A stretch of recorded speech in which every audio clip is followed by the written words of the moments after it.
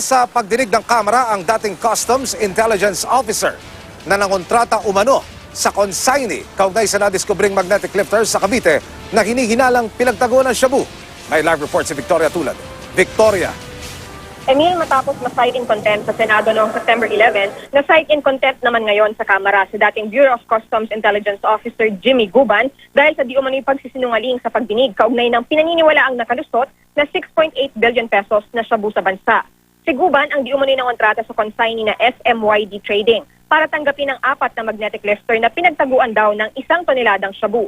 Nadiskubre ang mga yan sa GMA Cavite noong 1 buwan pero wala na ang kontrabando. Nangyari ang insidente ilang araw lang matapos masabat ang 2 pang magnetic lifters na may shabu sa Manila International Container Terminal noong August 7.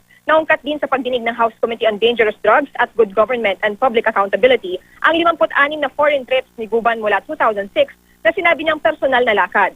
Inusisa ng mga mambabatas kung saan siya nakakuha ng pera dahil yung 19,000 pesos kada buwan lang ang sweldo niya. Sabi ni Guban, mayaman ang kanyang misis na may-ari ng mga hotel sa Bicol. Sabi ng House Committees, mapupunta sa kanilang custody si Guban kapag pinauwi na siya ng Senado.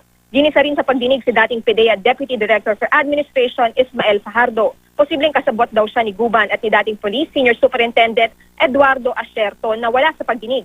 Sabi ni Fajardo, nakatanggap daw siya ng impormasyong galing Malaysia ang shipment na isinilid sa hardware products o materials. Pero hindi naman nagtugma ang testimonya ni Guban at Fajardo tungkol sa timeline ng pagpasok ng shipment.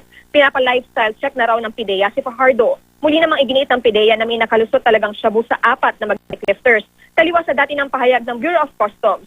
Pero nanindigan pa rin ng Customs na walang nakapasok na 6.8 billion pesos na shabu dahil walang nakita ang kanilang x-ray machines ng sinuri ang magnetic lifters.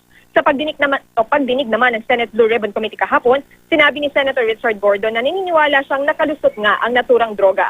Taliwas ito sa sinabi ni Pangulong Duterte noong Agosto na espekulasyon lang na may lamang shabu ang magnetic lifters. Emil? Dito yun. Maraming salamat, Victoria Tulad.